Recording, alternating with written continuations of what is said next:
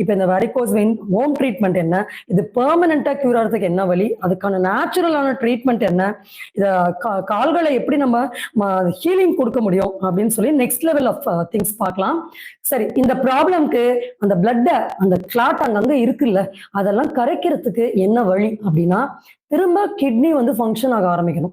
அந்த ப்ராப்பரா பிளட் போயிட்டு பியூரிஃபை ஆக ஆரம்பிக்கணும். ஸோ அது நடக்கணும் அப்படின்னா, என்னதான் டயாலிசிஸ்ல அவ்வளோ பிளட்டையும் போட்டு நம்ம நம்ம ஒவ்வொரு வாட்டியும் டயாலிசிஸ் பண்ணாலும், அது வந்து நமக்கு ஒரு பெர்மனன்ட் சொல்யூஷனும் இல்லாம இருக்கு. அதுல ஏகப்பட்ட ஒரு ஒரு நிறைய ப்ராப்ளம்ஸ் இருக்கு.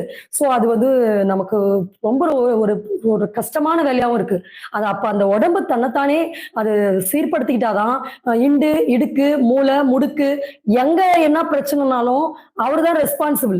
அவங்கதான் அந்த ராஜ உறுப்புகளான அந்த 5ம் சீரா வேலை செய்யணும்னா, அப்போ நம்ம கண்ணுக்கு தெரியாத ஒரு உறுப்பு